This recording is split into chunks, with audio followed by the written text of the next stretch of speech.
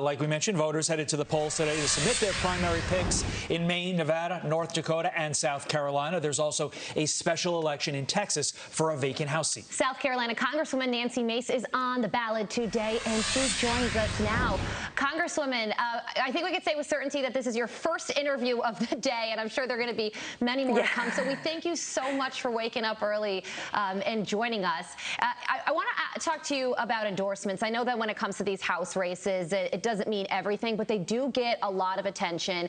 And your opponent, Katie Arrington, received former President Trump's endorsement. You received former South Carolina Governor Nikki Haley's endorsement. And when it comes to Trump, in some districts, what he says means everything, and others not so much. So what is your district like, and how much of a factor do you think that will play?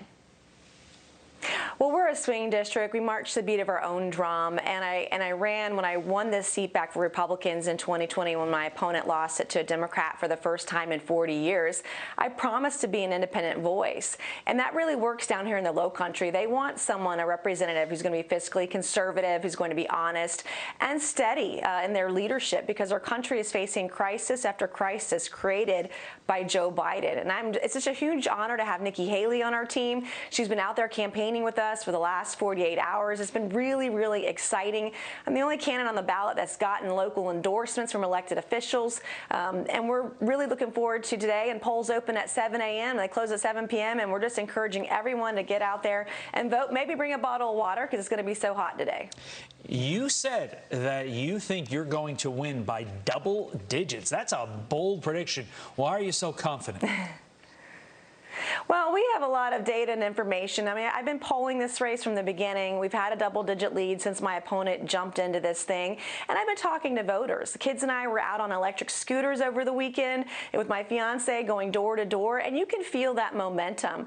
And the press, they want to write about certain headlines, but I know, and the voters here in the Low Country know that I can be trusted. They know that I work really hard, and I can be trusted with their tax dollars. I can be trusted with our national security. I've never voted to raise taxes, and I'm running against someone who voted for the highest tax hike with Democrats in South Carolina history. I'm running against someone who lost her top secret security clearance for leaking classified information about our military.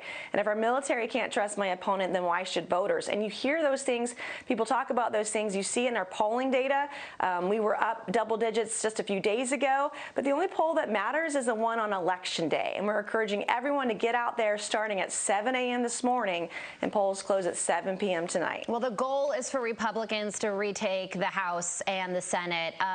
If that happens, how much will things change, really? You know, you got the president who's got the veto power, and I'm sure he won't be afraid to use it.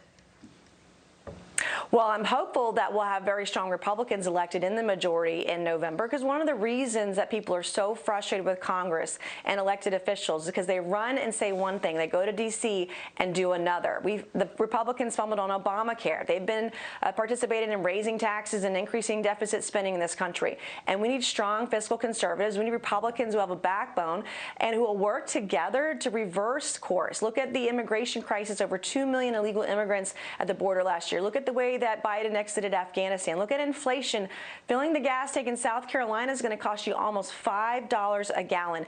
Working families here in the state of South Carolina cannot afford this. And so we need strong fiscal conservatives who will go to D.C. and vote that way and propose policy that will balance the budget and lower taxes and reduce deficit spending that Joe Biden is creating today. All right, Congresswoman Nancy Mace, she's on the ballot today in South Carolina and joins us live. Thank you so much for joining us. We so appreciate it. Thank you. All right, you're very welcome.